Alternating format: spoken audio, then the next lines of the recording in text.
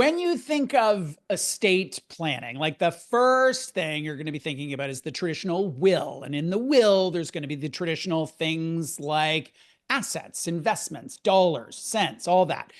But there is a lot more to what you pass down to future generations. And we're going to talk about that today. How do you pass down values and wisdom and memories?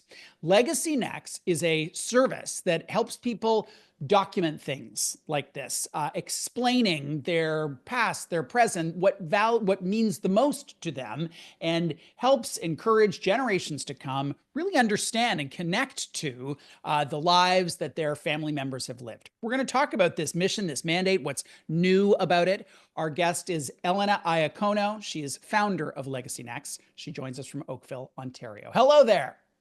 Hi, Bruce. How are you doing? We have talked about estate planning 14,000 times on this show all the time. I'm hammering the drum of, get your will, get your will, get your will. And what struck me about what you're offering is a much deeper and more holistic view of legacy. Where did this idea come from for you? Yeah, it's twofold, but I want to say first off, everyone get your will and also get your financial plans in order, no matter your Yes. age and no matter your stage in life.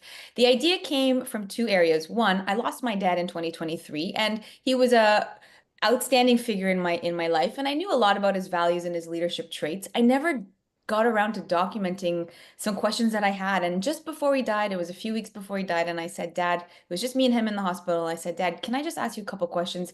He knew the impact of what I was trying to do, and he was dying. He said, I don't have the energy right now. Didn't happen.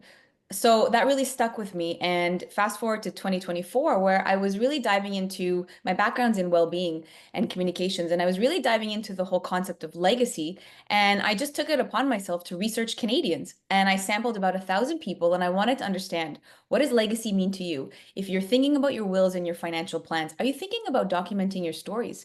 And so it all came from there, and LegacyNex came to life. And I'm really helping people reimagine how they're thinking about estate planning, but also creating guideposts for the future and documenting the essence of who they are for the future. Can you give me some examples of what you mean by documenting? Because I bet there's lots of different ways that one could do that. There are a few modalities in which I support my clients. And so people are either documenting personal insights and values in a written format, audio or video format. And the idea really is to tuck it alongside the wills or the financial plans. I work with Canadians and people around the world directly, but also I partner with financial planners and lawyers who are right there working with their clients. And what's been really great feedback from the advisors I've been partnering with is this is helping me think about and offer services for the whole person. It's not just about wealth, but it really is about offering an opportunity to transcend money and gift forward a little bit about the stories behind the wealth and create lasting legacies of remembrance. What are some of the most powerful prompt questions that you have learned really make a difference? Because I can imagine that, like with an interview or a conversation, there's questions that are like, where'd you go to elementary school? You elicit information, but when you ask what was the experience of having a best friend in elementary school, you're going to get something much more vivid and specific. So tell us about some of the prompt questions that you really are a fan of.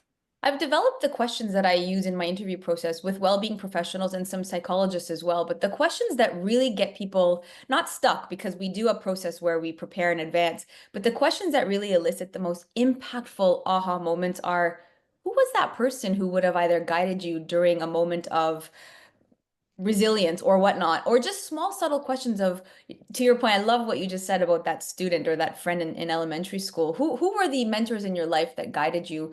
Is there an object, let's not talk just about objects, but what does it mean to you in symbolism and family history? So it's really those small questions that make people stop and think. And I mean, there's been moments where I'm doing the interviewing, I'm just tears streaming down my face, and it's such a privilege to allow people to help me tell their story.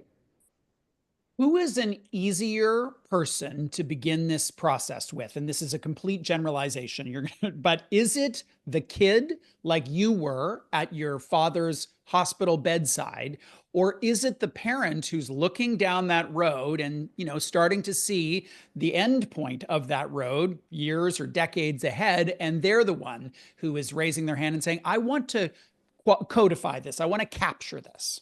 It's a great question. And I say that because I'm seeing demographics from all ages. The people that I feel are opening the door for these conversations for their families are people within that 35 to 40 range who Mm, still have grandparents.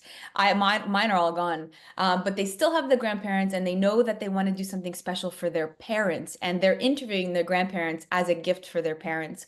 I'm also seeing people who are becoming first-time parents. And I worked with someone all last fall. We documented, or we interviewed her rather. She wanted to leave her for the future. She wanted her baby to hear what it was all about to be pregnant after struggling with mm, infertility for years and years. And so, grandparents as well, I'm seeing a lot of people that have accumulated significant wealth.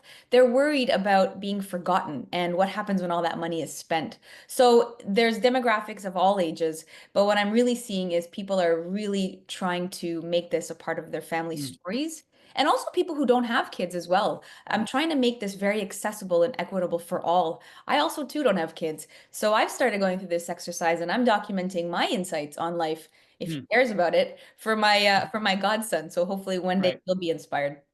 If you were launching this business a generation ago, you'd take photos, you would print them off and put them in an album. You would take a video, you would make sure that the VHS copy was in a safety deposit box somewhere. There would be like written notes in a journal or something.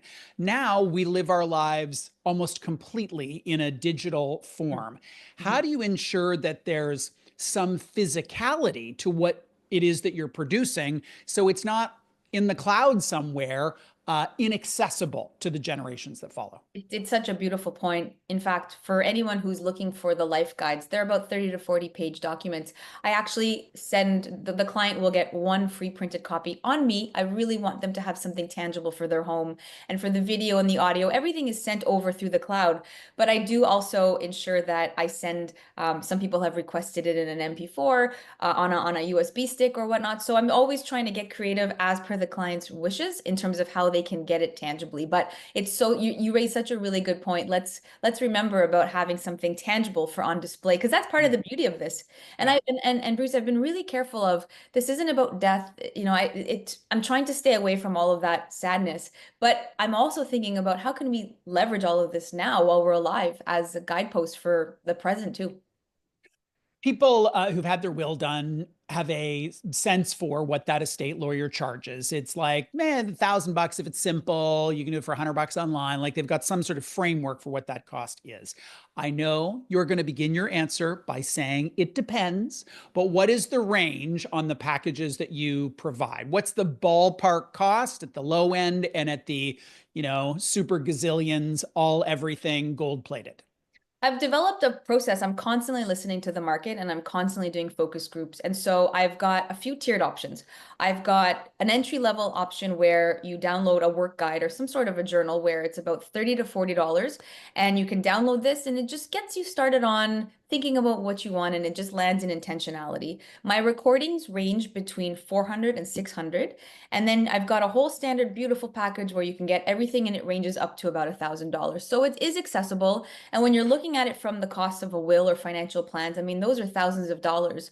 But for a small investment, you're able to document who you are and tuck that away with those financial plans.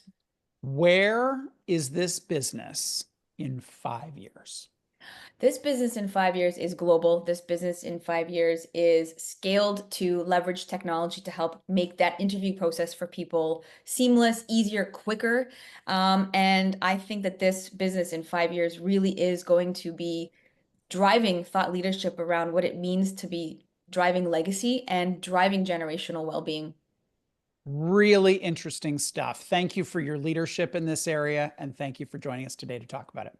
Thank you so much, Bruce. Iacono is the founder of LegacyNex, and she was here to talk about a different spin on how we think about and talk about what we leave behind.